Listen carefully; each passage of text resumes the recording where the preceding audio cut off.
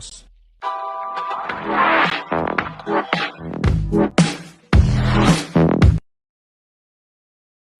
Colegio Celestín Freinet, Alex Marín, cosméticos y accesorios, pastelería, arte y calidad, Aren, distribuidora de belleza, Castellán Fernández, los expertos en seguros, presentan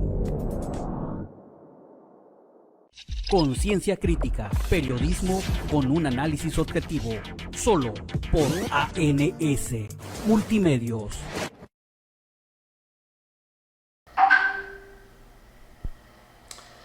Muy buenos días, amado auditorio, gracias por estar con nosotros nuevamente ya en este inicio de semana aquí en el municipio de Minatitlán. Estamos en Conciencia Crítica, periodismo con un análisis objetivo a través de nuestra plataforma digital de ANS Multimedios. Gracias, amado auditorio, quienes se están conectando ya a esta transmisión desde nuestros estudios en el municipio de Minatitlán. El día de hoy ya es 6 de septiembre, sin duda mañana muy agradable que tenemos durante este día y que tendremos también alrededor de las 2-3 de la tarde. Empezará, de acuerdo al sistema meteorológico, empezará a incrementar esta ola de calor, pero sin duda tendremos temperatura agradable de acuerdo a lo que han dado a conocer. Gracias, amado auditorio. Les recuerdo que este es un programa de análisis, comentario y también de información, por lo que le pedimos que usted participe con nosotros con su comentario. Su expresión es sumamente importante para que las autoridades tomen en cuenta precisamente su sentir. Bueno, el día de hoy es un placer y es agradable contar con la presencia en este foro del licenciado Gavino Bautista Bárceles, maestro precisamente en Derecho Civil y Familiar, con esta maestría. Y bueno, con él vamos a tocar el día de hoy temas muy interesantes.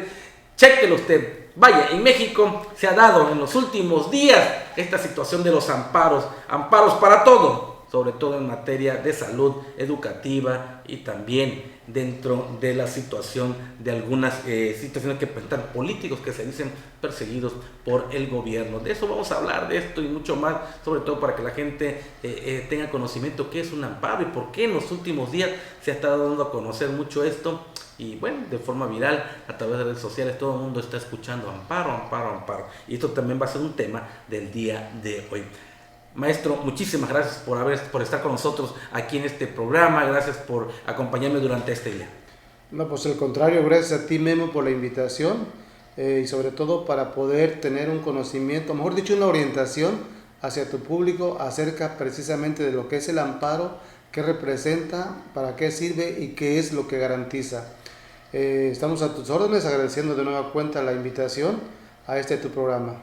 Muchísimas gracias, licenciado, y claro que sí, vamos a estar el día de hoy, hermano auditorio, le comento, vamos a estar precisamente durante este día, vamos a dar a conocerle muchas de las cosas que usted tiene que conocer. Y vámonos ya de lleno con esto que se da en torno a las famosas vacunas contra el COVID-19, que sigue siendo el tema fundamental en todos los países del mundo, sobre todo también en países como el nuestro, donde lamentablemente el índice va a la alza, y esto representa la preocupación del gobierno, pero también de los ciudadanos en torno a todo esto que acontece en estas variantes del SARS-CoV-2, que dan como consecuencia esta enfermedad del COVID-19 y que lamentablemente pues los fallecimientos ya son muchos. Bueno, allá en Cuba, uno de los países, por cierto, socialistas, países en donde se privilegia la salud,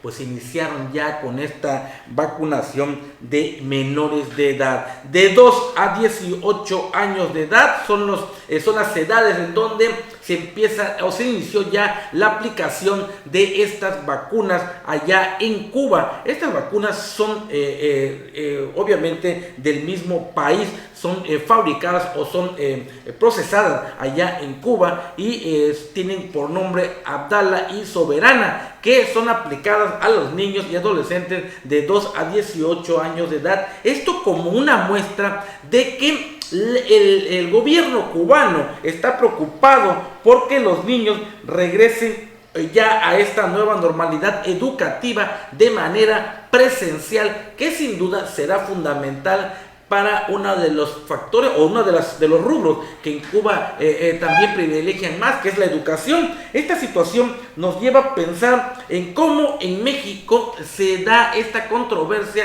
y estas diferencias de opiniones conforme a lo que marca el presidente de la República, señalando que cuando hay evidencia científica, dice, habrán de ponerle atención y poder ya tomar en cuenta que se dé las vacunas o se apliquen las vacunas a los menores de edad. Esto es lo que representa la situación en torno a lo que se maneja a nivel internacional con respecto a estas vacunas que son aplicables ya a los niños y adolescentes allá en Cuba. Bueno, maestro, pues sin duda, esto es controversial con respecto a lo que se da en nuestro país en esta situación de las famosas vacunas.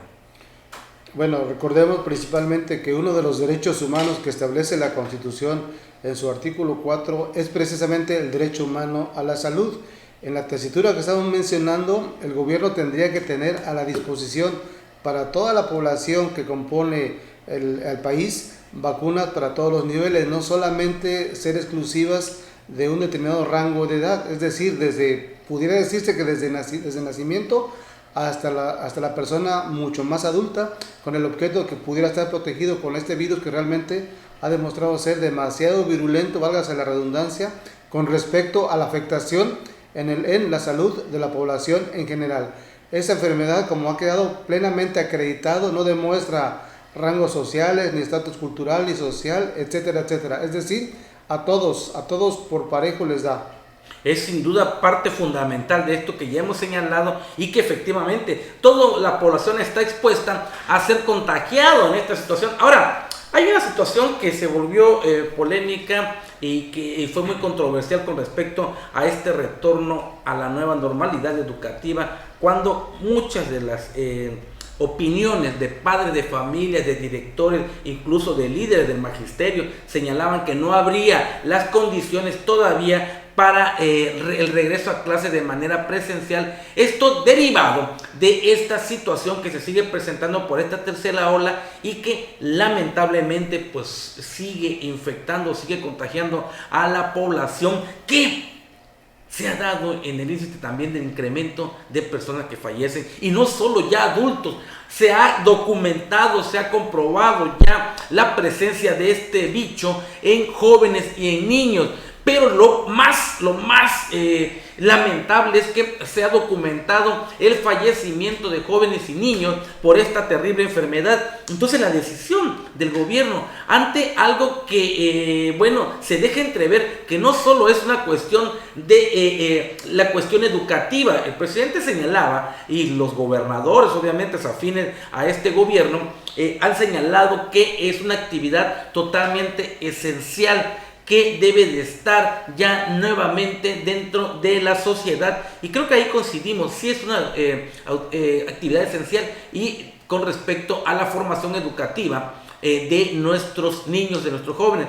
Pero también es cierto que esto tiene un trasfondo que es económico, derivado a una política económica que no ha podido ser factible por parte del gobierno o eficaz en torno a repuntar esto. Tenemos ya, y de acuerdo a los especialistas, 8 puntos porcentuales de esta pérdida del Producto Interno Bruto, que es lo que decrece en materia económica en un país, que esto permite que se dé una inflación y obviamente permite que muchas cosas se desestabilicen en cuestión económica, se pierde el poder adquisitivo, y obviamente el gobierno, a través de la educación, que son uno de los rubros o de los sectores más importantes, porque generan esta situación de un circulante por la cuestión de la movilidad de los pequeños, de los jóvenes y de muchas cosas, tiene que ver también con la cuestión económica. Yo creo que aquí el problema no era si regresaban o no a clases, el problema era que el gobierno diera las condiciones para que los alumnos tuvieran la garantía de poder regresar a clases de manera segura. ¿Qué está pasando ahorita en el estado de Veracruz? Se les salió de control. Escuelas que están cerrando nuevamente porque hay casos de COVID. Mira, Memo, todo lo que tú comentas tiene varios entresijos. En primer lugar, ciertamente, la economía derivado de la pandemia no está tan bollante como se esperaba. Si a eso le unamos la política de austeridad que maneja el gobierno, creo que se acendra mucho más la crisis económica. Digo, creo que para las personas que de una forma u otra han estudiado economía o tienen una idea más o menos acerca de lo que es esto, basta recordar uno de los grandes economistas de la década de los 30, de Keynes, John Maynard Keynes, que escribió precisamente un libro acerca de lo que prevalecía en la economía. Entonces, dentro de sus propuestas, entre comillas, que hasta cierto punto pueden parecer sarcásticas, pero que encierran mucho de verdad, porque realmente no había trabajo para nada, las empresas estaban totalmente en quiebras. ¿Y qué es lo que proponía él? Bueno, proponía que el gobierno mandara a algunos trabajadores a hacer unos hoyos y luego mandara a otros a tapar esos hoyos. ¿Por qué? No es precisamente esto, sino para que realmente el gobierno tuviera la posibilidad de poder por lo menos paliar en algo con los pocos o muchos ingresos que pudiera pagarle a estas personas, ¿no? Hemos escuchado, por ejemplo, que ha habido remesas históricas de los migrantes en Estados Unidos hacia México, pero no olvidemos que esas remesas históricas devienen o provienen de políticas neoliberales. ¿En qué sentido? En sentido que el gobierno en Estados Unidos en verdad apoyó a las empresas condonando impuestos, con ayuda financiera, etcétera, etcétera. Pero aparte de eso, los trabajadores que por situaciones de emergencia o de salud se vieron en la imperiosa necesidad de acudir a sus trabajos, el gobierno evidentemente les facilitó dinero con el objeto de que no quedaran en estado de indefensión. Entonces, parte o mucho de ese dinero es el que realmente ha ingresado aquí a los Estados Unidos. Ahora, con respecto a las condiciones de clases en línea, recordemos que el gobierno el año pasado hizo una reforma a la Ley Federal del Trabajo, a la que denominó teletrabajo, en la cual los patrones tienen la obligación de dotar de herramientas, y cuando hablamos de herramientas se presume que tendrían que dotar de computadoras o de teléfonos inteligentes a los trabajadores para efecto de que pudieran dar las clases en línea. Y si a esto le sumamos que deberían tener una plataforma en particular para que los maestros o cualquier otro empleado pudiera manejarla desde la empresa sin que hubiera contratiempo alguno o que hubiera situaciones de que de manera constante se estuviera cortando el internet. Y también a esto le sumamos aún que las vacunas no están autorizadas aquí en México por parte de la COFEPRIS. Recordemos que para que unas vacunas puedan ser autorizadas como tal, tiene que tener una autorización, tiene que pasar por 3 etapas para efecto de que sean aprobadas. Y desafortunadamente o afortunadamente, como se quiera ver, quien autoriza la eficacia y eficiencia de esa vacuna no es ni siquiera, bueno, aquí en México precisamente la COFEPRIS, pero básicamente viene esa determinación por la Administración Federal de Medicamentos de Estados Unidos. Así es.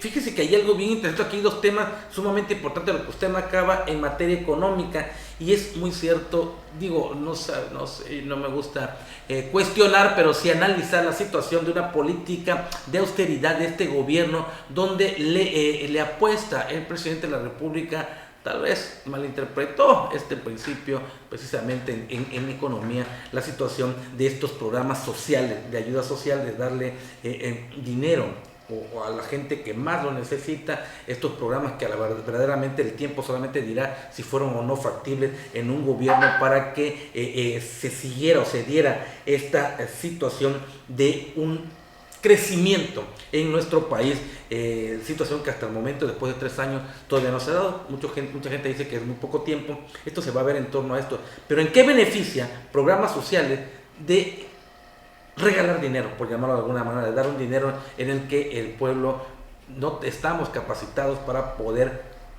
aprovechar ese dinero como parte de una oportunidad que nos pueda dar el gobierno para poder crecer en nuestras finanzas a través de la inversión? No tenemos una educación financiera. Yo creo que esto habría sido lo primero que tendría que darnos en nuestro país, ¿no? Bueno, yo lo he comentado con algunas personas en particular, que en primer lugar México, para que pudiera llevar a cabo este tipo de programas sociales, que si bien es cierto son buenos, porque anteriormente era una cantidad mínima que se le daba a las personas, primero debieron haberse creado las condiciones, es decir, tener una economía totalmente saneada, que las remesas o las inversiones extranjeras fueran lo suficiente para poder crear los empleos necesarios. Digo, si hablamos de Estados Unidos, precisamente tiene un sistema de seguridad social porque es una economía totalmente fuerte y se puede dar el lujo de darles un cheque a lo mejor un año a todos los trabajadores de manera mensual, quincenal o semanal, sin que realmente se vean muy mermadas o afectadas de manera simbólica sus finanzas. En México no. Digo, en México desgraciadamente estoy de acuerdo que los programas sociales tienen por objetivo una situación en particular, paliar la necesidad o la pobreza de muchas familias que en verdad lo están. Pero sin embargo yo siento que se ha distorsionado un poco la esencia de estos programas en el sentido que muchas familias que realmente tienen la necesidad de esta ayuda no les llega.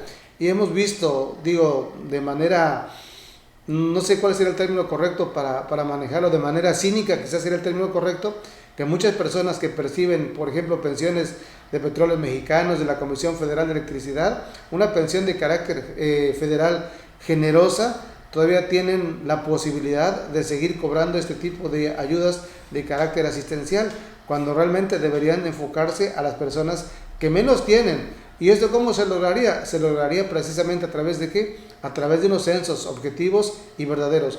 Digo, yo siempre he dicho, las intenciones del presidente pueden ser las mejores, pero la realidad saca de contexto esas intenciones y no estamos, no lo estamos inventando tú, ni yo, ni nadie. Es el Coneval, una institución por parte una institución gubernamental, que es el Consejo para Evaluación de los Programas Sociales, que ha manifestado, al igual que el INEGI, que el número de pobres ha incrementado de manera exponencial.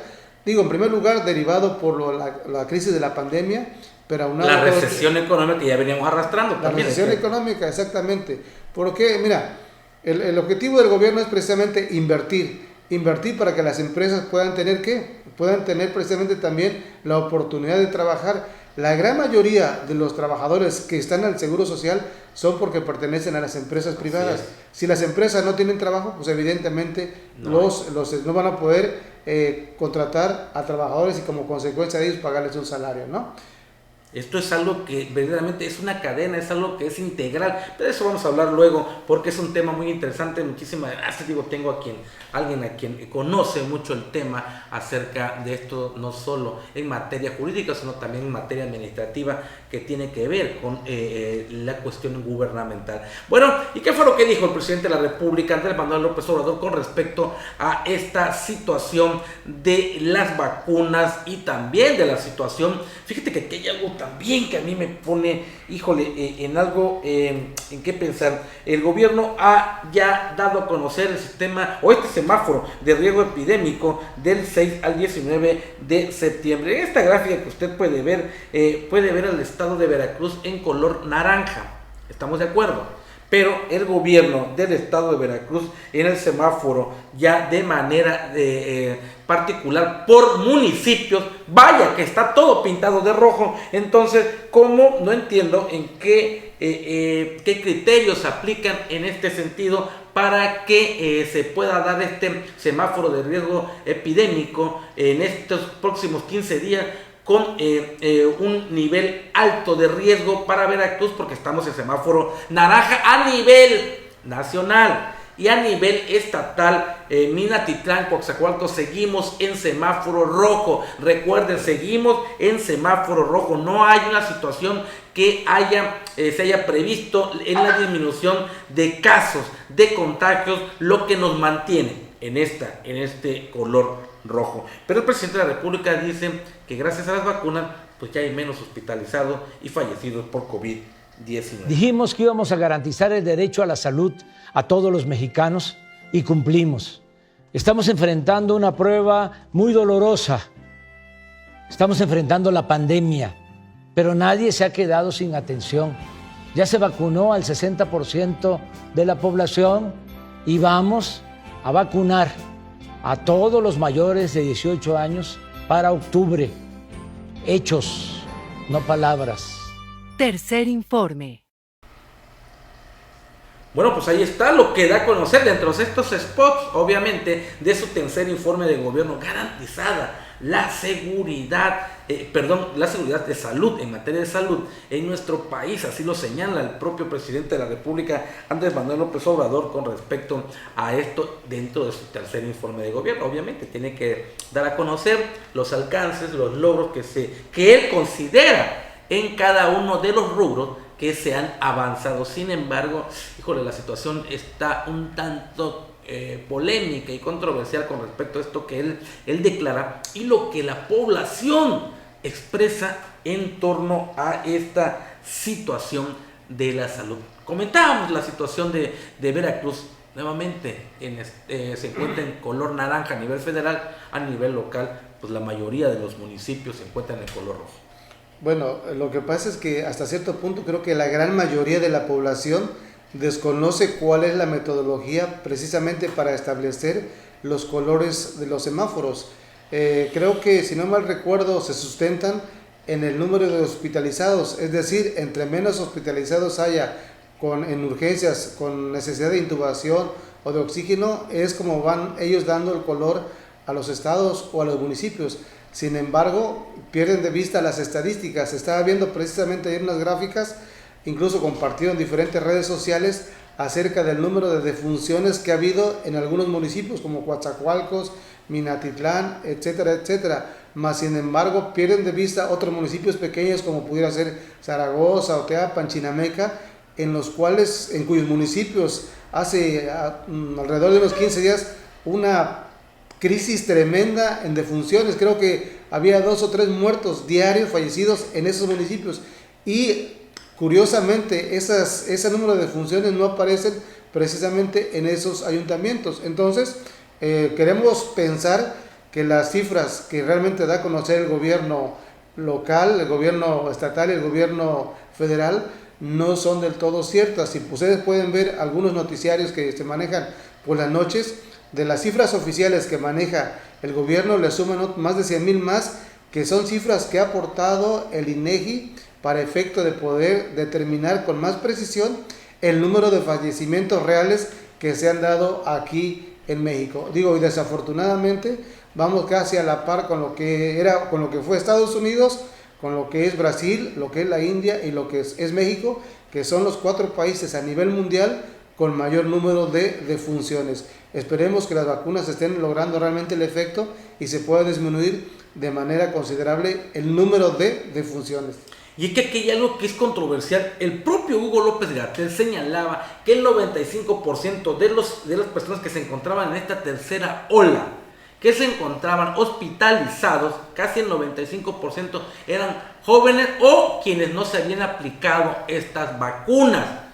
Gente adulta que no quisieron por alguna razón, por alguna situación, que también tiene mucho que ver la sociedad con esto que sigue prevaleciendo, al no respetar estas medidas de seguridad, al no respetar las disposiciones que propone el propio gobierno federal, estatal o municipal, al no creer en la vacuna o no vacunarse porque dicen que pues no es cierto, que no existe, o por la conspiración mundial que pudieran convertirlos en zombies. Entonces, muchas de las cosas que tienen que ver con esta situación, no todo es culpa del gobierno, también es culpa de la sociedad, porque no hacemos caso acerca de esta situación, y esto obviamente no podría salir adelante, no podríamos saber en realidad cuánta gente verdaderamente está contagiado derivado de la situación de la aplicación de vacunas, porque también se mencionaba que aún con vacuna mucha gente se habría muerto. Ya esta es una situación que también queremos saber si es una realidad o no, porque son fuentes no confiables en la que señalan esto. Sin embargo, las fuentes oficiales como la Secretaría de Salud no se han enmarcado en esta situación de poder definir si y verdaderamente han muerto o no estas personas. Y bueno, le comento, amado auditorio, esta situación también con respecto a lo que se da en la inconformidad de los padres de familia con el regreso a clases de manera presencial. Acuérdense que a partir del 30 de agosto tendrían que haber regresado a clases todos los alumnos en todos los niveles educativos en todo el país, y de acuerdo al decreto que emitió, o la disposición más bien autoritaria que emite el gobierno federal a través de la Secretaría de Educación Pública. Sin embargo, después el propio presidente pues ha reculado en esta situación y dijo que pues los gobiernos estatales tendrían ellos la responsabilidad de definir si regresaban a una clase, y obviamente los ayuntamientos, cada nivel gubernamental tendría que tener sus propias decisiones y obviamente tener o asumir sus propias responsabilidades. Bueno, aquí en Veracruz pues decidieron que sí, tenían que regresar todos a clase.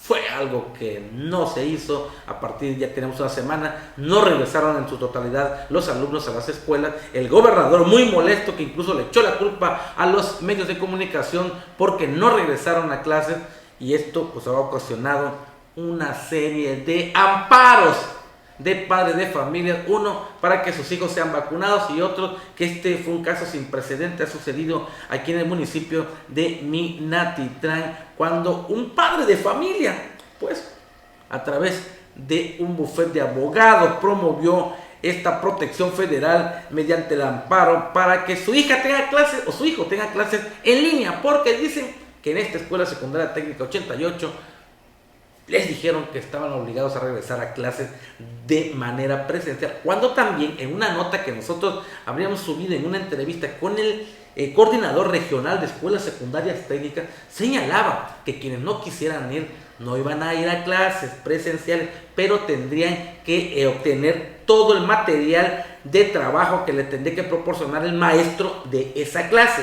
Posteriormente nada más irían lunes, martes y miércoles presenciales, jueves y viernes habrían de hacerlo de manera a distancia con todos los alumnos para poder reforzar la educación, una forma que ellos llaman de una forma híbrida. Bueno, pues ante esta situación no se dio en la escuela 88, un padre recurrió a la autoridad federal y bueno, se dio esta situación de este amparo precisamente promovido por este padre de familia, que viene a dar una situación de por sí fuera de todo contexto de lo que habríamos ya visto en ciclos anteriores escolares. Nunca había sabido yo que se hubiera dado este tipo de situaciones en un amparo para que un niño no fuera a clases de manera presencial. El padre argumenta que no se dan las condiciones para que su hijo regrese a clase y no quiere exponerlo a este regreso a clase de manera presencial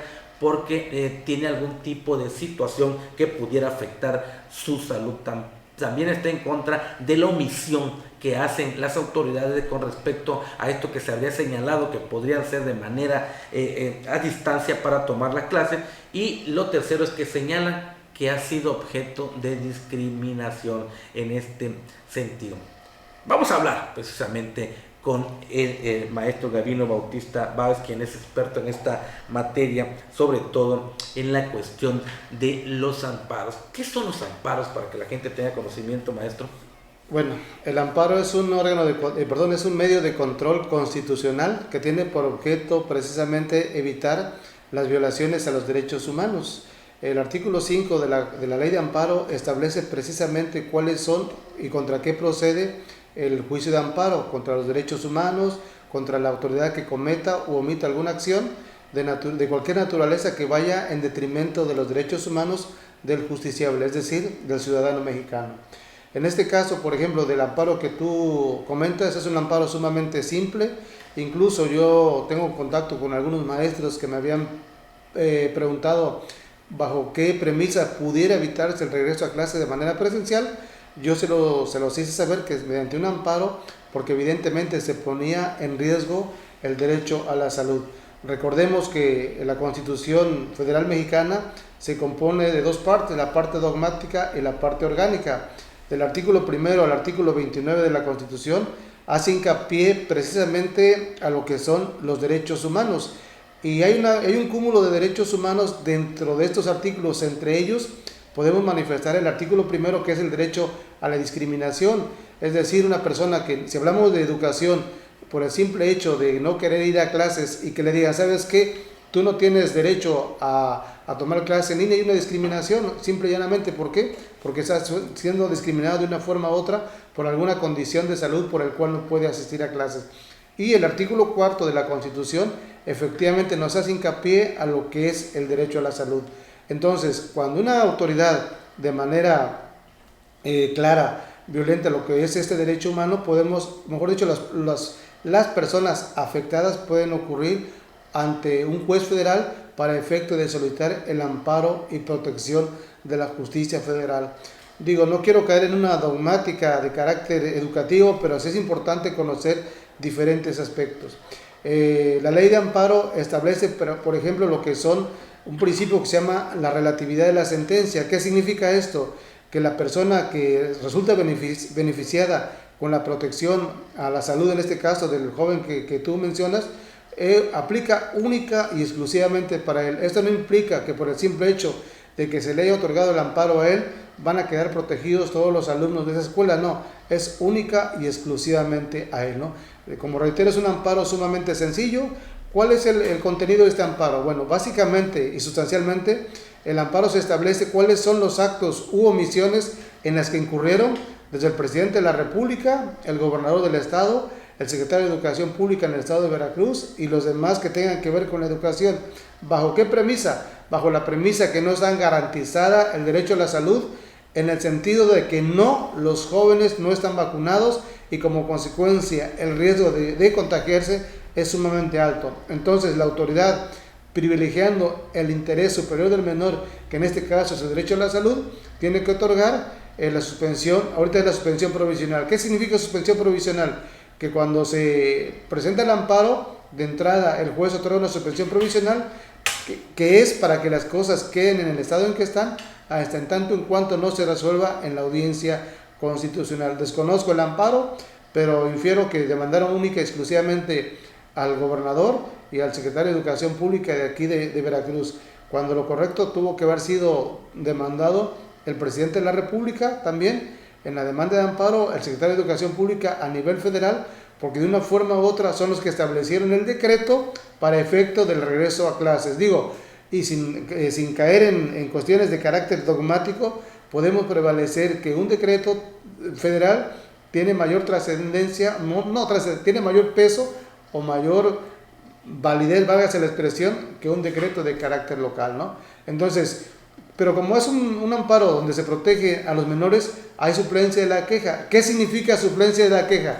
Que el juez, al ver algunas omisiones por parte de la persona que promueve el amparo, simple y llanamente va a decir, ¿sabes qué? Te faltó puntualizar qué autoridades distintas a estas te faltó demandar, pero no te preocupes, yo sé qué es lo que me pretendes dar a entender y como consecuencia de esto yo te voy a suplir la deficiencia de la queja para que tu amparo pueda tener contundencia.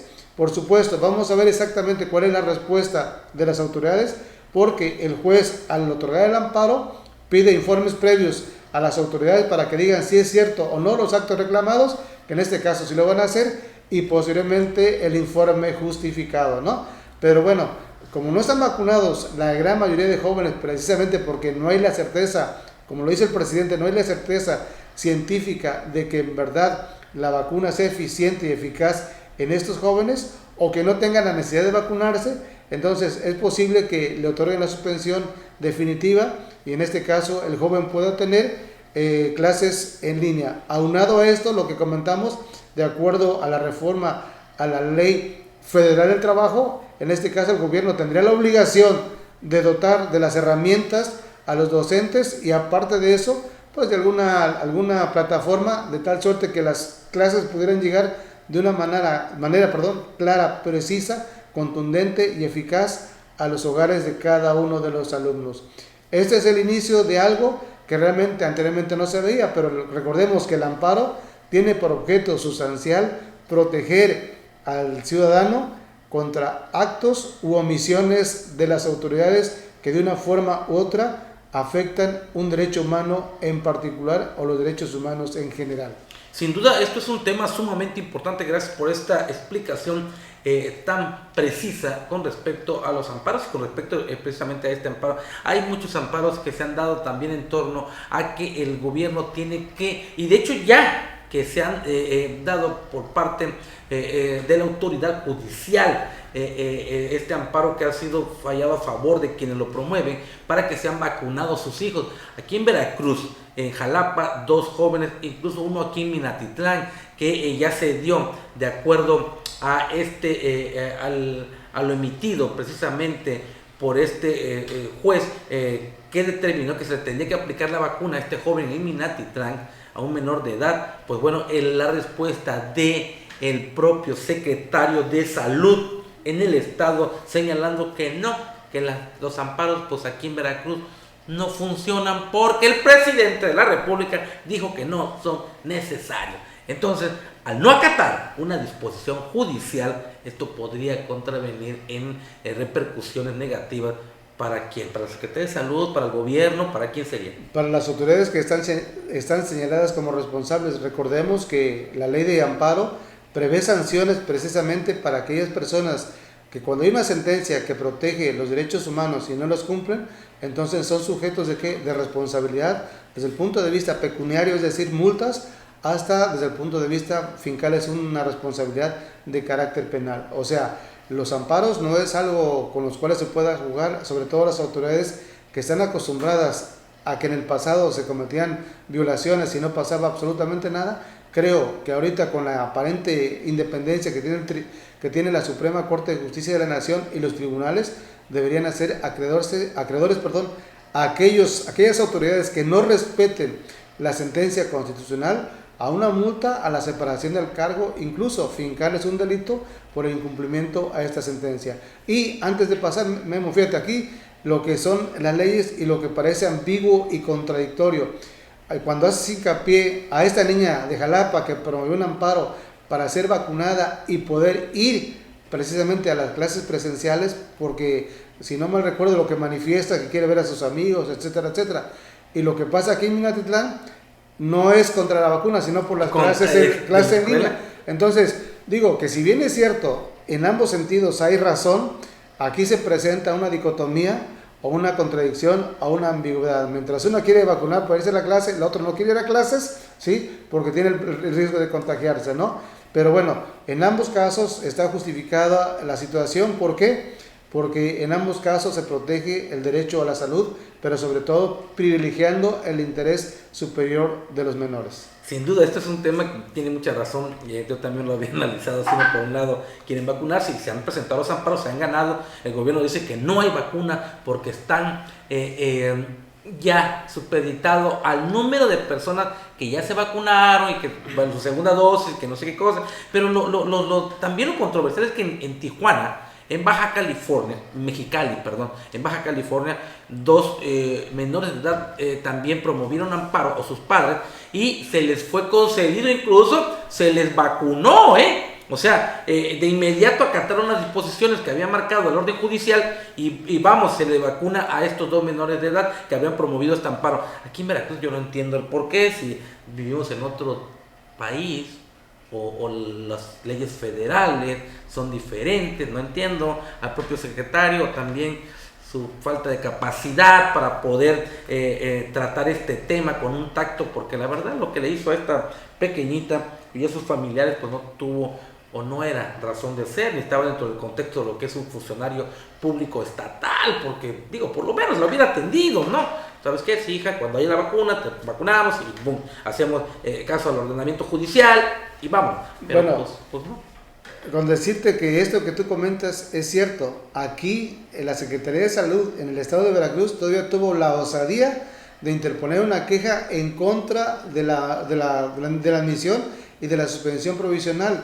Al parecer ya resolvieron la queja, la declararon infundada. O sea, ¿cómo es posible que tú como menor de edad pidas que te protejan mediante una vacuna y el gobierno se oponga?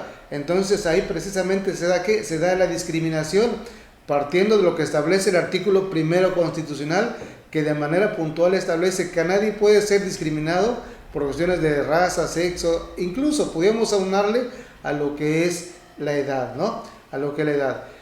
Y también, hacer hincapié que muchos de los maestros, aunque aquí no se ha dado todavía, muchos maestros, se han amparado con el objeto de no dar clases presenciales bajo el argumento que no tienen el esquema completo de vacunación y como consecuencia de ello tienen las altas probabilidades de contagiarse. Recordemos que la gran mayoría de los maestros fue vacunada con la vacuna CanSino, en la cual hay mucha controversia con respecto a la eficacia de la misma. Recordemos que en Estados Unidos, sobre todo en Inglaterra, aquellas personas, sobre todo mexicanos, que estuvieran vacunados con la vacuna CanSino o Sinovac, que son de origen chino, no podían entrar al país ¿bajo qué? bajo la premisa de que no existía o no existe la certeza científica de la eficacia de la misma, aunque aquí el gobierno en la página de la COFEPRIS establece que sí protege en un 95% la vacuna contra síntomas graves de la COVID. Y también volviendo a hacer hincapié en lo que comentabas tú hace rato, la vacuna no es sinónimo de no contagiarte. La vacuna solamente sirve para proteger que en caso de que alguien se contagie, los síntomas no sean tan severos o tan fuertes y que pueda poner en riesgo la vida de los mismos, sino que también esto va aunado con los cuidados de manera personal que pueda asumir cada uno de las personas que habitamos en este país llamado México. Así es, sin duda. Y aquí está una de las cuestiones que también se ha vuelto controversial, lo que el propio Hugo López-Gatell, quien es subsecretario de Prevención y Salud en el gobierno federal, habría subido a sus redes sociales con la información que la COFEPRIS habría ya autorizado la aplicación de la ampliación, dice, de la indicación de la vacuna Pfizer para mayores de 12 años. Es la primera vacuna contra COVID-19 autorizada para adolescentes en México. Así lo habría anunciado el propio Hugo López-Gatell, incluso señalando que es una noticia que permitirá seguir protegiendo al pueblo de México. ¿Qué pasa ante esta situación cuando hay cuestiones en donde el propio subsecretario de Salud Federal ha marcado esta tesitura de la aprobación por parte de la COFEPRIS de que Pfizer tiene que ser utilizado para niños mayores de 12 años? Digo, entonces los jóvenes que van en secundaria, preparatoria, incluso en carrera, que tienen entre los 12 años, que son de nivel primaria, hasta la universidad, que son los 21, 22 años, pues deberían de ser la población que tuviese mayor consideración ahora y de forma inmediata, porque son los que están retornando a un área de riesgo, de probable riesgo, ante esta situación del retorno a la nueva normalidad educativa de manera presencial. Ahí es donde se genera esta controversia, porque una cosa es lo que dice López-Gatell, otra cosa es lo que dice el presidente de la República, otra cosa son los que dicen incluso los propios secretarios de salud de los gobiernos estatales, y aquí ya no se sabe cómo está esta situación. Híjole, creo que es una pregunta difícil de contestar, porque habría que analizar exactamente a fondo precisamente cuáles son los motivos o razones de que aparentemente hay una ambigüedad o contradicción entre los funcionarios de nivel federal que tienen vinculación o que tienen que ver básicamente con el esquema de salud aquí en México, ¿no? Yo no soy periodista ni tampoco quiero cometer un gazapo en el comentar, pero por ahí algunos columnistas manejan que precisamente no se compran las vacunas porque el gobierno lo está destinando a otro tipo de situaciones que considera que son prevalentes, en este caso a la salud, ¿no? Y hablamos precisamente de la refinería de Dos Bocas, el Tren Maya, entre otras situaciones. No quiero pensar que así sea, y quiero pensar que el gobierno ya tiene contemplado el presupuesto para comprar estas vacunas para que los jóvenes realmente sean vacunados y tengan la certeza, pero sobre todo la seguridad de no contagiarse cuando regresen en forma masiva a clases, porque si bien es cierto, la educación es una actividad esencial en el porvenir y en el futuro de México. Recordemos que los jóvenes que están en primaria, secundaria y bachillerato, aunque parezca una frase de tono político, recordemos que son el futuro de México, y si ellos no están vacunados y no regresan de manera presencial, pues creo que vamos a tener una educación en el limbo. Tampoco podemos obviar o podemos pasar por alto que desafortunadamente muchos de los maestros no tienen las capacidades para manejar las herramientas en línea, y aunado a eso, la ignorancia supina que han demostrado al momento de impartir clases. Nos podemos percatar con unas líneas, al menos yo tengo hijas que toman clases en línea, y nos hemos percatado la forma en que se expresan, la forma tan clara, por decirlo de alguna forma, en que cometen errores de ortografía, ¿no? Digo, no podemos echarle la culpa a todo el gobierno porque también nosotros tenemos parte de culpa en ese proceso educativo. Así es, sin duda, esto es muy complejo, digo, tratar de hacer un análisis correcto con respecto a esto, porque son muchas las vertientes de donde se dan o se generan las informaciones en esta situación y que lamentablemente pues las cuestiones de información que no es oficial se maneja como un supuesto, y esto también es impactante en el ámbito de la información. Nosotros hemos investigado incluso desde antes que se diera esta situación con respecto al caso de manera particular en Minatitlán, del número de personas que se han contagiado, del número de personas que han fallecido, ahora del número de personas o de jóvenes que están regresando a clases y que pudieran ser el riesgo ante esta situación. Pero aquí hay muchas de las cosas que yo no entiendo, por qué se genera información de una manera de quien debería de darla por la especialidad que tiene, que es el sector salud, a través de Hugo López-Gatell, y no de la propia Presidenta de la República, que a lo mejor quiera maquillar alguna situación, o así lo deja ver, que quiera maquillar situaciones en las que solamente le conviene, en el sentido de decir de que los jóvenes, pues no, ni los niños no son un riesgo, porque no se puede infectar o contagiar, así lo dice el presidente de la República, y que no haya evidencia científica que esto demuestre que sí que estén en riesgo. Entonces ahí es donde no sabemos quién tiene la razón, quién dice la verdad, si Hugo López-Gatell, quien es especialista en este tipo de información, porque tiene la especialidad, porque tiene el conocimiento en esta materia, o el presidente de la República, quien a lo mejor pudiera tener alguna situación de que pues no quisiera dar este tipo de información de manera real. Pero bueno, vamos a ver, antes de proseguir con esto del amparo, abogado, si me permite, vamos a ver la respuesta ante toda esta situación que se generó por este padre de familia, quien ocupó los servicios de un bufete de abogados para interponer la demanda, este amparo, este recurso de amparo contra la Escuela Secundaria Técnica número 88, porque va directamente en contra de la escuela y obviamente de la dirección. Desde el orden judicial se le ha dado el plazo de las 48 horas para que ellos presenten precisamente este informe al director de la escuela, y bueno, vamos a esperar cuál va a ser el seguimiento de esto. Pero ¿qué es lo que dice el director de esta Escuela Técnica 88? Vamos a escuchar. Den el servicio presencial. El papá tiene la libertad de enviar a su hijo siempre y cuando el niño tenga o esté bien de salud. También el regreso es voluntario, el papá decide si manda o no manda al niño a la escuela. De esta manera, si el papá no desea que el niño venga a la escuela, entonces una vez que se incorpore a nuestra escuela, se le va a valorar para poder emitir una calificación o evaluación para su seguimiento. En el caso de que los padres decidan no enviar a sus hijos, ¿se les da clases en líneas todavía? No, desafortunadamente no tenemos el personal para atenderlos en línea porque los maestros están frente a sus grupos. ¿Cuántos maestros están frente al grupo? Tenemos 43 maestros. La única forma de tomar clases en esta institución ya es presencial. Pues basado en las indicaciones, sí. Sin embargo...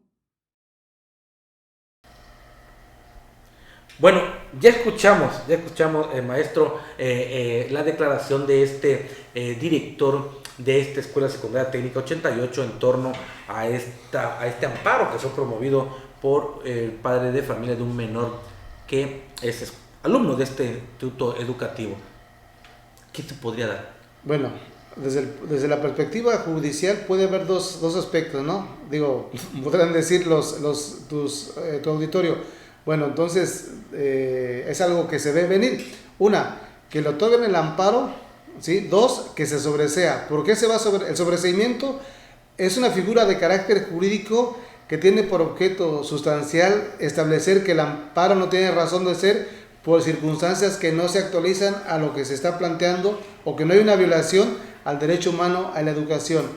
Si no mal recuerdo, el decreto que estableció el presidente de la República cuando constreñía a los maestros y a los alumnos a regresar a clases, establece el decreto de manera puntual que las clases son de manera voluntaria, no son obligatorias, pero también establece claramente que si los alumnos deciden no hacerlo, la escuela tiene la obligación de hacerle un diagnóstico. Obviamente cuando hablamos de diagnóstico tendríamos que hacer hincapié a un examen, ¿no? Ahora, son desafortunadas las declaraciones del director porque se infiere que ni siquiera el decreto ha leído para poder tener una respuesta más objetiva, más clara, de acuerdo a las circunstancias que derivan de la situación que prevalece en la clase estudiantil, pero sobre todo de lo que pudiera derivar de este amparo. Es lamentable que una persona dedicada al rubro de la educación no tenga el tacto, ni siquiera tenga la intención de analizar o de leer lo inherente al decreto, ¿no? Creo que, pero sí ha sido contundente en algún aspecto, que las clases son voluntarias. Si el joven decide no ir, creo que no habrá ninguna sanción de ninguna naturaleza. Ellos tendrán la obligación de otorgarle las herramientas, en este caso el material necesario para que pueda estudiar, y como consecuencia de ello pueda ser evaluado para ver si pasa o no de grado. Pues ahí que habría que ver, ¿no? Hay que esperar a ver cuál va a ser la resolución que emite precisamente el Poder Judicial de la Federación a través de este juzgado décimo noveno, creo que es el que se da, donde se dio este amparo, o la promoción de este amparo, y hay que esperar a ver cuál va a ser el resolutivo que se da a final de cuentas, ¿no? Pues sí, vamos a esperar exactamente qué es lo que se da. Aquí puede ser una de dos, porque no está peleando la vacuna, está peleando, o mejor dicho, se están parando contra el no regresar a clases presenciales. Entonces infiero que el informe justificado que va a dar la escuela y que van a dar las autoridades de salud van a decir, bueno, sí es cierto, se les está diciendo que el regreso a clases es voluntario, más sin embargo no se le está obligando, es decir, el joven puede decidir si va o no va a clases, porque no hay ningún apercibimiento que en caso de que no vaya, todas las faltas no serán justificadas y como consecuencia de ello será reprobado. El decreto lo establece de manera puntual, que el que quiera ir va a ir de manera voluntaria, pero la escuela o la institución educativa tendrá la obligación de hacerle un diagnóstico previo a la aportación del material educativo o de conocimiento para que el joven pueda nutrirse de eso y en base a esto pueda establecer un examen que acredite el conocimiento en el grado que está cursando, ¿no? Sí, porque así lo señalaba precisamente el coordinador de escuelas secundarias técnicas en la zona sur, que 3 días iban a ir, lunes, martes y miércoles, a clases presenciales. Quienes decidieran no ir a clases presenciales tenían que obtener este material por parte del maestro, que se les entregaba para que ellos en sus casas pudieran trabajar, porque no iba a haber clases en línea los 5 días. Jueves y viernes sí serían clases en línea, porque con esto le darían cumplimiento al esquema llamado ahora híbrido, clases presenciales y clases en línea, para evitar la aglomeración y el riesgo a esto. Es complejo, es sin duda una situación difícil, cuando en otros países pues ya se está aplicando a todo el mundo la vacuna, a todos los jóvenes, a todos los niños, para que regresen todos a clase. Son controversiales. La verdad a veces no sé cómo podemos tomarlo, pero yo he escuchado a algunos funcionarios y algunos periodistas, por ejemplo, ¿sí?, que dicen, bueno, es que por ejemplo en Suecia, en Suiza, etcétera, los alumnos regresaron a clases presenciales, pero el sistema de salud obviamente que no puede ser comparado, claro, al que tenemos en México, ni tampoco las condiciones de las escuelas en las cuales regresaron. Hemos visto en imágenes a través de los medios de comunicación la forma en que regresan precisamente los alumnos. Regresan con su mesabanco totalmente protegido con alguna mica, algún material que les impida básicamente que al momento de hablar pueda llegar el virus a su organismo, ¿no? Independientemente de las medidas de protección que lleva cada alumno, como es cubreboca, como es mascarilla, como es gel antibacterial, etcétera, ¿no? Pero bueno, ya creo que la gente tiene conocimiento que el regreso a clases es de manera voluntaria. Ninguna escuela puede constreñir a los padres o a los alumnos a que regresen de manera obligatoria, ¿no? Porque el mismo decreto lo establece, y yo sí le pediría a muchos padres de familia, a los maestros sobre todo, a los directores, que tengan el detalle de analizar Digo, habrá sus excepciones, que gente que sí lo analiza, lo ha leído, y en base a esto, en base al análisis de la lectura, hacen los comentarios al respecto. Así es, y sin duda también esto, siempre lo hemos señalado, hay garantía de seguridad a través de las condiciones dadas para que los niños regresen a las clases, los jóvenes. Sin duda el propio gobernador de Jalisco ha exhibido la situación que se da a través del gobierno federal. Yo no sé si eso también tenga que ver por cuestiones políticas, que es una falta de respeto y una grosería. Considero, de ser esto cierto, que digo que no creo que un gobernador se haya atrevido a manejar este tipo de información cuando no fuera cierto, ¿no? Pero no solo es allá. Aquí yo se los había dicho a ustedes, que aquí tan solo en Minatitlán, de acuerdo a una investigación que realizamos en un sondeo con las escuelas antes de regresar a clases, antes del 30 de agosto, nos señalaban y nos dieron a conocer cuál era el paquete que se les mandó para que estuvieran precisamente en esta situación de el regreso a clase. Era un paquetito que, de acuerdo a lo que consideraban los maestros de esta escuela, iba a alcanzar para una sola aula y para 1 o 2 días con respecto a esta situación. No es posible que esto se dé en torno a esto de la situación de que regrese con esa garantía de seguridad. ¿Cómo cree usted que puedan retornar unos niños, sobre todo en nivel básico, la primaria? Que son niños que entran a primero de primaria, que ellos quieren jugar, no van a estar sentaditos segundo, tercero, cuarto año, quinto, incluso hasta sexto año, donde pues ellos quieren convivir con sus compañeritos. ¿Cómo carajo van a estar sentados nada más pegados a su asiento para poderse proteger? Además de que tienen necesidad de ir al baño, y en los baños no están las condiciones necesarias para poder estar, tienen la necesidad de estar en el área recreativa o deportivas, tampoco se dan las condiciones. ¿Cómo que si no tampoco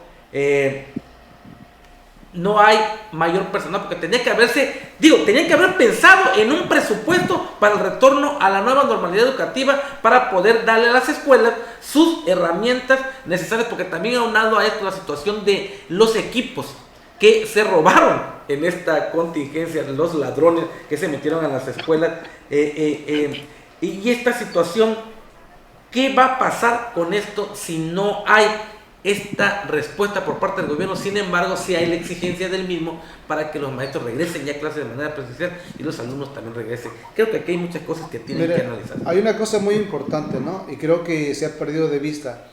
La SEP, en conjunto con la Secretaría de Salud, debieron haber establecido un protocolo de observancia obligatoria para todas las escuelas. Están pidiendo, si bien es cierto, un protocolo de cómo va a ser el regreso a clases de cada una de las escuelas, mas sin embargo, ese protocolo solamente está en papel. No hay nada físico que realmente permita afrontar cualquier situación de contingencia.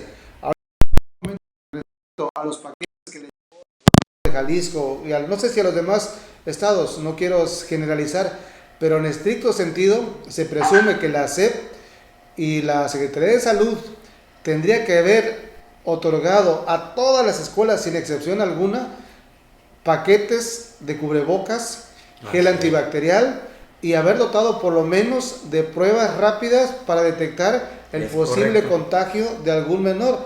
Digo, evidentemente esto es un presupuesto que saldría de contexto con la actualidad que se está viviendo ahorita, pero bueno, esto tendría que ser en sentido estricto. Bueno, básicamente son parte de las actividades que se llevan, por ejemplo, en los países desarrollados, en los cuales se admira que los menores de edad hayan regresado a clases, porque realmente tienen un sistema de salud, pero aparte de eso tienen kit de seguridad o de salud para que los niños puedan realmente ser detectados en caso de que se llegue a contagiar alguno. Dentro de los protocolos de regreso a clases, se establece que en caso de que se detecte algún menor con la sintomatología de COVID, tendrá que reportarse exactamente a la clínica más cercana. Y yo pregunto, ¿realmente hay clínicas cercanas para poder recibir, no sé, a 200, 300 alumnos en una semana, cuando realmente se sientan o que presenten síntomas de esta enfermedad? Digo, no quiero cuestionar a este tipo de situaciones y ojalá y no se dé, que es lo que se desea, que no haya ningún contagio, Claro. pero sí tenemos que estar en esa tesitura y estar previendo las posibles situaciones que se pueden dar a futuro. Así es. Vámonos con Huerta, que se encuentra ya en la situación del casino petrolero, vía remota. Alfredo, ¿qué tal? Muy buen día. Platícanos acerca de qué es lo que está, cómo se está dando ya la situación de esta jornada de vacunación nuevamente en Minatitlán a personas mayores de 40 años, y también la situación de que, bueno, nuevamente el casino petrolero es parte fundamental coadyuvando al gobierno federal para poder llevar a cabo esta vacunación a los ciudadanos de este municipio con todas las comunidades que se dan. Hola, ¿qué tal, Guillermo? Hola, ¿qué tal, amigos de ANS Multimedios? Claro que sí, mira, estamos ubicados aquí en lo que es el casino petrolero de aquí de la ciudad de Minatitlán, y pues estamos viendo lo que es la entrada a este casino, y fíjate, bastante vacío, no hay de hecho fila, la gente como va llegando va accesando a este casino petrolero, y realmente es de llamar la atención, Guillermo. Fíjate, no hay nada de gente, no hay fila, ahí llegan las personas, automáticamente pasan aquí al interior del casino petrolero para poderse aplicar esta vacuna en contra del COVID-19. Como tú lo ves, bastante fluido. Aquí esta es la parte de la salida de aquí del casino petrolero, ya después de haber pasado a aplicarse la vacuna en contra del COVID-19, pero pues es bastante fluido, Guillermo. Me llamó muchísimo la atención porque hasta ahorita en todas las jornadas de vacunación que me ha tocado estar cubriendo para ANS Multimedios no me había tocado ver una jornada tan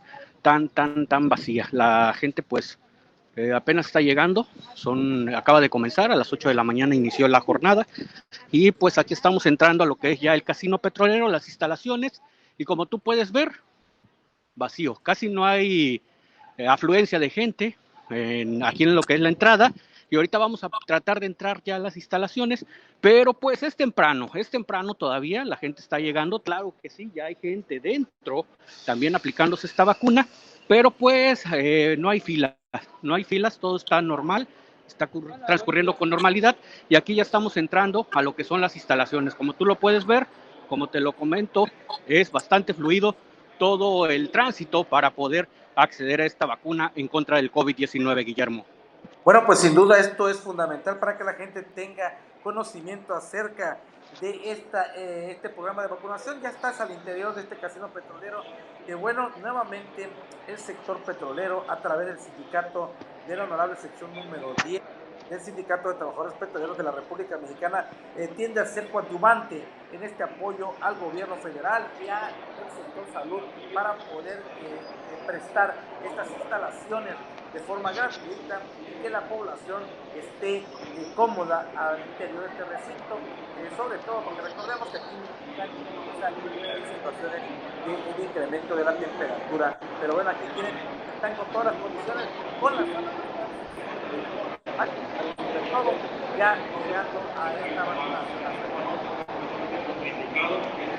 Sí, Guillermo, pues bastante cómodas las instalaciones del casino petrolero, la verdad es un acierto por parte de la Brigada Correcaminos y también de la sección de poner el casino petrolero como sede para la aplicación de esta vacuna. La verdad, la gente bastante cómoda.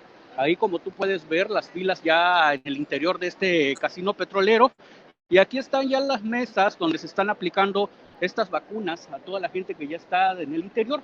Y pues sí, bastante cómodas estas instalaciones, y pues sin ningún contratiempo, Guillermo. Hasta ahorita hemos estado desde lo que es la entrada, ya acabamos de ver ustedes las imágenes que llevamos hasta ustedes, y bastante fluido, no hay ningún contratiempo que se pueda estar presentando aquí dentro de las instalaciones, y ahí tú puedes ver ya cómo está transcurriendo esta jornada. Aquí están aplicando ya estas vacunas dentro de las mesas que están instaladas ya en el interior del casino petrolero, y pues aquí tú puedes ver las imágenes de las personas que están esperando el turno ya dentro de las instalaciones. Bastante cómodas las instalaciones, lo vuelvo a repetir, no hay ningún problema, y ya están esperando para poder acceder a esta vacuna, Guillermo.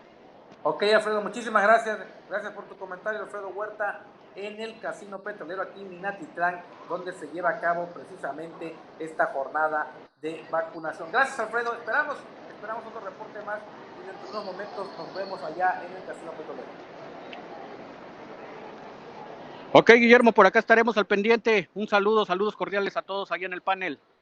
Gracias. Bueno, pues fue nuestro compañero Alfredo Huerta, quien se encuentra allá en el Casino Petrolero, donde se lleva a cabo esta jornada de vacunación ya a mayores de 40 años, la segunda dosis. Así que es lo que estaban esperando esta gente que ya tenían más de un mes que se habrían vacunado en su primera dosis, ahora ya en su segunda dosis en este Casino Petrolero. Pues sin duda, esto es fundamental. Vámonos de lleno ya, antes de concluir esta emisión de Conciencia Crítica, que la verdad, bueno, ha sido muy interesante, sobre todo tener ese respaldo en la información y en el conocimiento del maestro Gavino Bautista Báez, quien es abogado, uno de los abogados más reconocidos aquí en la zona sur del estado de Veracruz, y obviamente quien nos hace el favor de apoyarnos con toda esta explicación para usted, hermano auditorio. Hablamos de amparos. Ya hablamos de amparos en cuestión de materia de salud, en materia también educativa, en el caso de este señor. Y bueno, también habíamos dicho en un principio que se ha dado a conocer, o se ha hablado mucho de los amparos en el aspecto también del rubro de la política, estos que se llaman perseguidos políticos, y que bueno, Franco Castán, quien fue uno de los políticos que dio mayor de qué hablar en este sentido, quien ahora es diputado federal. Ya el Tribunal Electoral del Poder Judicial de la Federación dio a conocer que, de acuerdo a lo que se ha analizado, fue improcedente este recurso o esta denuncia o impugnación de Morena para quitarle esta diputación plurinominal a Franco Castán. En este sentido, bueno, sabemos que está detenido, que está bajo un proceso judicial, esta situación en torno a lo que marca la propia Fiscalía General del Estado y lo que dicen los familiares y los políticos de estos niveles estatales del PRD, que no es el único PRDista que se encuentra en esta situación, son varios, y de esto vamos a hablar también con Gavino Bautista. Pues sin duda, situaciones que ya tenía al parecer Franco Castán un pie dentro de la 65 legislatura del Congreso de la Unión, allá en la Cámara de Diputados. Y bueno, pues que siempre no fue válido su cartita que mandó para tomar posesión como esto, pero lo más importante es que no se le, porque estaba seguro que se le iba a conceder el amparo que había emitido para poder salir en libertad y poder gozar de este foro constitucional, pero esto no se dio. A ver, qué bueno que tocas ese tema, es de suma importancia. Mira, el código, la Ley Federal de Procedimientos Electorales, el Código Federal de Procedimientos Electorales, establece claramente que no podrán ser candidatos a diputados y, como consecuencia de diputados, aquellas personas que hayan sido procesadas, sentenciadas o estén procesadas por delitos de carácter patrimonial. A Franco Castán, si no mal recuerdo, lo están procesando por un delito de carácter familiar, que no lo prevé, no lo establece el Código Nacional de Instituciones Electorales. Entonces, como consecuencia de ello, infiero y presiento que por eso le están dando la oportunidad de que realmente pueda continuar como diputado. ¿Por qué? Porque la hipótesis de los delitos que prevé la ley electoral no contempla precisamente la violencia intrafamiliar del cual es acusado esta persona. Entonces, en esta tesitura es por ello que realmente le aceptan que tome protesta como diputado. ¿Sí? Entonces sí tomó protesta como diputado. Sí, bueno, de acuerdo a lo que yo tengo entendido, incluso en la Cámara de Diputados le dieron el documento, ¿no? El documento donde toma protesta como tal. Evidentemente está sujeto a un proceso, y yo infiero que en la revisión, porque recordemos que una vez cuando se da la audiencia constitucional donde se determina la situación del amparo, si se concede o se niega, en caso de que se niegue o se conceda, si se concede, es a la Fiscalía Federal que le corresponde interponer el recurso de revisión. Si se niega, es al quejoso, que en este caso a Franco Castán, interponer el recurso de revisión. El recurso de revisión es un recurso dentro del proceso de amparo que le toca conocer a un tribunal colegiado de circuito para analizar si realmente la sentencia que dictó el juez de distrito que en este caso está conociendo el amparo, si realmente lo que hizo fue apegado a derecho y no contravino alguna disposición de carácter constitucional. Si es esto, entonces, y si el tribunal colegiado encuentra argumentos o elementos suficientes que digan que el juez de distrito no violentó ciertas situaciones, entonces la sentencia de amparo se puede revocar si se concede o se niega. Y fíjese que también otro, porque aquí lo curioso, bueno, la cuestión en la que está el caso que él está detenido por ultrajes a la autoridad, ese es el delito que se le finca en su detención por la situación de que ya prevista en esta reforma en Veracruz de este código, dentro de este delito, perdón, de ultrajes a la autoridad, que ahora pues ya tiene que ser con prisión quien comete este delito y que por eso está detenido, y que esta fue la situación de la promoción de su amparo para su pronta liberación. Sin duda, pues esto pues le volvieron a negar el amparo a los abogados de Franco Castán, y esto se genera en que pues tendrá que estar creo que un año. Bueno, a ver, y qué bueno que, fíjate, de una cosa te lleva a otra. El artículo 19 de la Constitución establece un catálogo de delitos por los cuales se amerita la prisión preventiva, y curiosamente no está el de ultrajes a la autoridad. Entonces, como consecuencia de ello, el juez de una forma u otra está violentando un derecho humano, que es el derecho a la libertad, contraviniendo un dispositivo de carácter constitucional y tratando de que prevalezca un dispositivo del fuero común. Recordemos que el artículo 133 de la Constitución de manera puntual establece la jerarquía de las leyes, y aquí en México al mismo nivel los tratados internacionales y la Constitución. Después vienen las leyes reglamentarias, que serían las leyes federales, y después vendrían las leyes del fuero común. Suponiendo que dijera el juez, oye, es que a nivel federal la violencia familiar no está contemplada, pero a nivel local sí. Bueno, entonces podría haberse una antinomia de leyes, y entonces tendría que prevalecer la ley federal. ¿Por qué?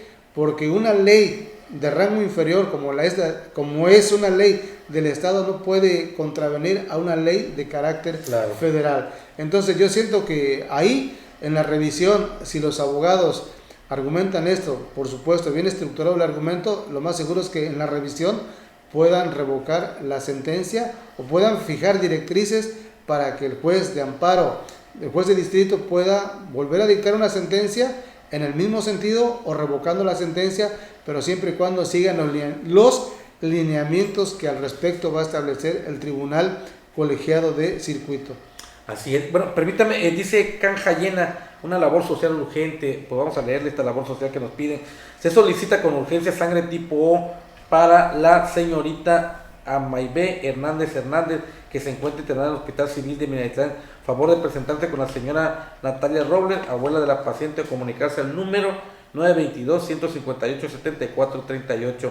Ahí está la labor social que nos pide con urgencia Canja Llena. Pues ahí está ya ahorita lo vamos a pasar también, lo vamos a poner en el portal Canja Llena para que esto se dé, y ojalá y alguien pueda apoyarlo y pueda apoyar con sangre tipo O positivo para esta paciente que está en el Hospital General de Minatitlán. Bueno, siguiendo con este tema que es sumamente importante, y hablando de esta cuestión de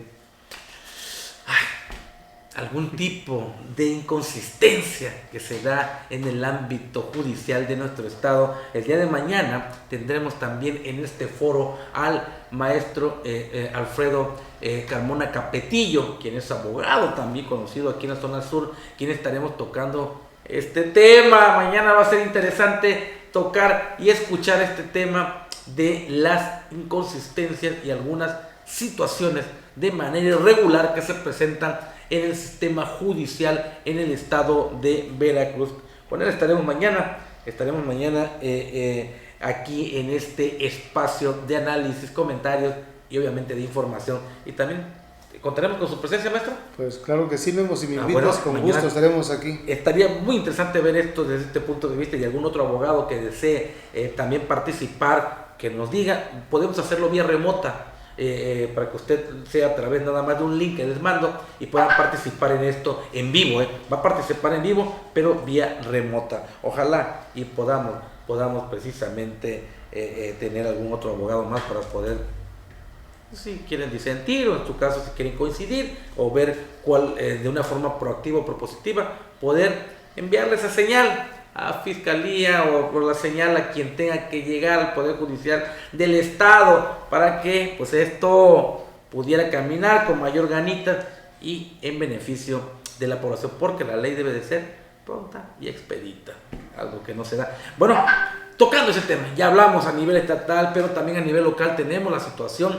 una situación que también dio mucho de qué hablar en este contexto, la detención de Nico N., empresario de Minatitlán, que fue candidato a la alcaldía y que bueno, también su proceso pues por ahí está, sigue estancado en esta situación, una nueva promoción de amparo y ¿qué pasó? Bueno, como es del dominio público, pues ya saben el proceso cómo se lleva a cabo, ¿no? Recordemos que lo detienen, lo presentan ante el juez de control, el juez de control determina si la detención fue bien hecha, en este caso se presume que así lo fue, puesto que lo dejaron en prisión, se van al término constitucional, en el término constitucional lo vinculan a proceso y en la vinculación a proceso le ordenan que se quede detenido. Los abogados de Nico N. promueven un amparo, precisamente alegando este tipo de situaciones.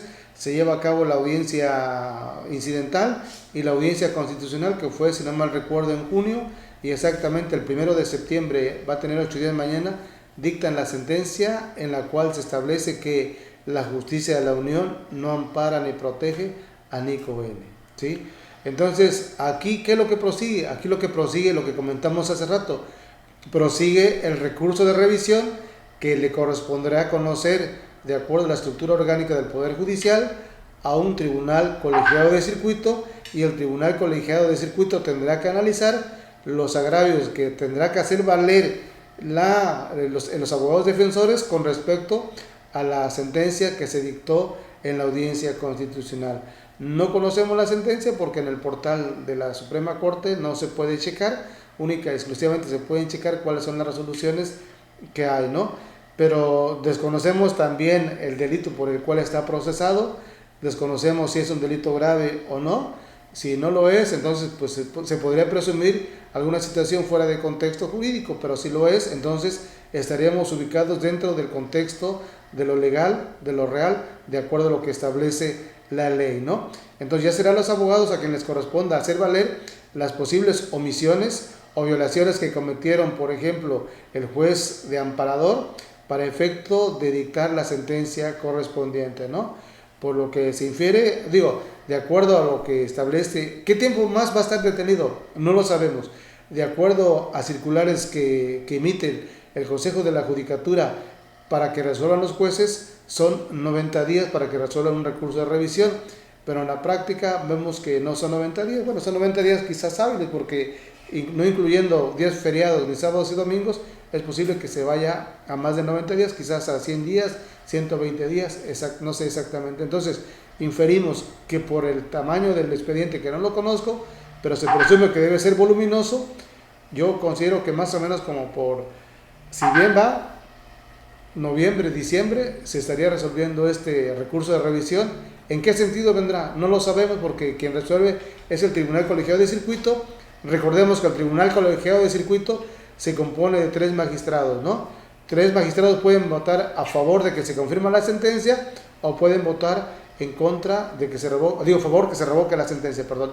Y o bien puede ser una votación dividida, que 2 magistrados a favor de que se confirme o que se revoque la sentencia y 1 en contra, ¿sí? Entonces pueden ser las posibles votaciones que se pueden dar, ¿no?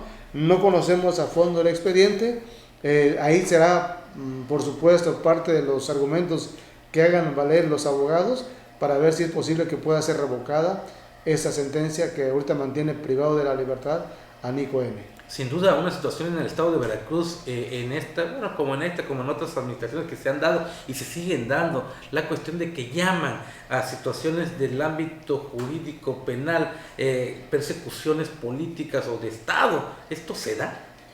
Pues mira, pues cuando si el juez determina que no hay situaciones realmente contrarias a la legalidad, entonces se puede presumir de alguna persecución de carácter político, pero si hay elementos suficientes para poder determinar la culpabilidad o responsabilidad de alguna persona en particular, entonces se infiere que quedaría fuera del contexto de la persecución política, ¿no?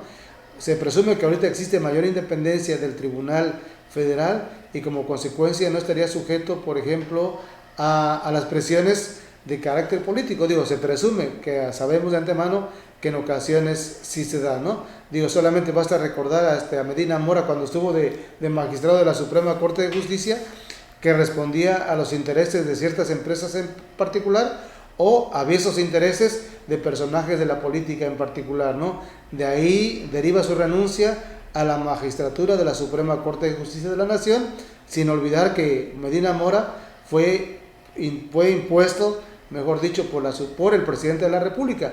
Y aquí vale hacer hincapié en alguna cosa. Hemos escuchado muchas veces que los magistrados de la Suprema Corte están totalmente alejados y sin compromiso alguna con el Poder Ejecutivo en turno. Digo, situación que sale de contexto y no creíble. ¿Por qué? Porque la misma Constitución establece que los magistrados de la Suprema Corte de Justicia serán electos por el presidente de la República acorde a una terna que se le presente. Entonces, si yo, presidente de la República, designo a una persona, se presume que hay cierto nexo o cierta vinculación con él. Digo, compromiso, no quiero decir que así sea, pero bueno, hay una presunción, ¿no? Ahí la dejamos al imaginario colectivo que puedan deducir y dilucidar si efectivamente hay compromisos entre los magistrados y el poder en turno. Temas muy, muy importantes. Vamos a darle seguimiento a estos casos que son sumamente interesantes desde el ámbito jurídico, en lo que es en materia penal. Esta situación que se da en torno a estos casos que se han, ya hay muchos, está Uribe de la Chuapa, están muchos que también. Y también, perdón que te interrumpa, y también haciendo hincapié que aquí en Veracruz corresponde al gobernador designar a los magistrados del poder, del Tribunal Superior de Justicia local.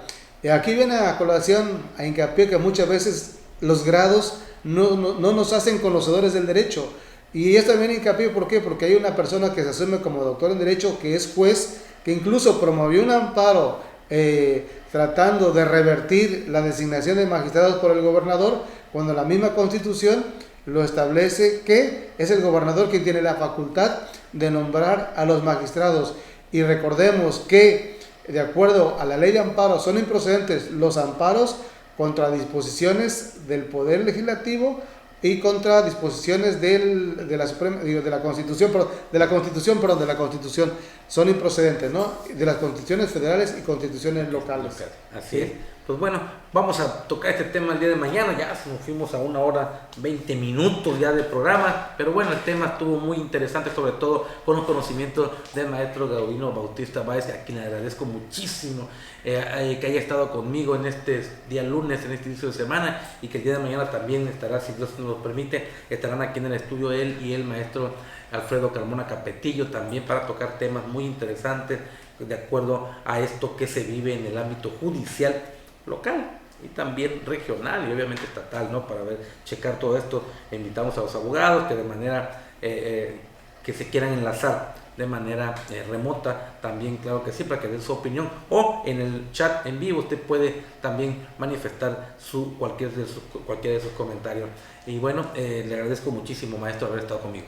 No, pues al contrario, Memo, muchas gracias por ese tipo de oportunidades, porque realmente nos sirve para expiar parte de lo que traemos aquí adentro, ¿no? Sí, que muchas veces son cuestiones que lo platicamos entre nosotros, pero qué bueno que este tipo de programas que tú llevas a cabo trasciendan a la sociedad y que vean que muchas veces los malos de la película no son los abogados, sino muchas veces son los que están inmersos en el Poder Judicial, que hacen lenta y tortuosa la justicia, contraviniendo lo que establece el artículo 17 constitucional, que la ley tiene que ser pronta y expedita, o sea, rápida. Mas, sin embargo, en la práctica vemos que la situación es así, pero no por los abogados, sino realmente por el tortuguismo que impera en todos los juzgados, sobre todo en el fuero común. Pues ahí está. Mañana vamos a tener ese tema que va a ser muy interesante con expertos en la materia y va a ser algo muy, muy bueno porque usted o cualquiera, digo, desafortunadamente muchas veces tenemos algún problema de este tipo con familiares o algo y ahí están las vueltas, ahí están el dinero que gastas y muchas cosas las que tienen que ver de forma colateral con una situación de que la ley o la justicia no sea pronta y expedita, que ocasiona muchísimos problemas más. Es algo integral, es una cadenita, un círculo vicioso negativo que se da en torno o que se maneja alrededor de la justicia en Veracruz. Gracias, amado auditorio, gracias por haber estado con nosotros durante este inicio de semana. Que Dios me los bendiga, que tengan un excelente día y recuerden estar al pendiente de todo lo que acontece a través de nuestras transmisiones en vivo con nuestros compañeros reporteros allá en el área. El día de mañana estaremos nuevamente con usted, si así Dios nos lo permite, pasadito a las 8 de la mañana con invitados sumamente importantes. Pero recuerde que el invitado más importante es usted, amado auditorio, a quien le damos nosotros la oportunidad de expresarse, porque creemos y consideramos que la expresión del pueblo podrá generar también esa responsabilidad de un mejor gobierno. Gracias, amado auditorio, nos vemos el día de mañana. ANS Multimedios. ANS Multimedios.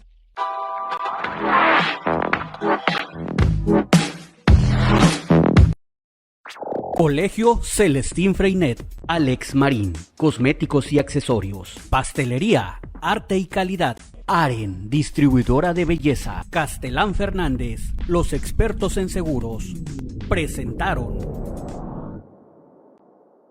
Conciencia Crítica, periodismo con un análisis objetivo, solo por ANS Multimedios.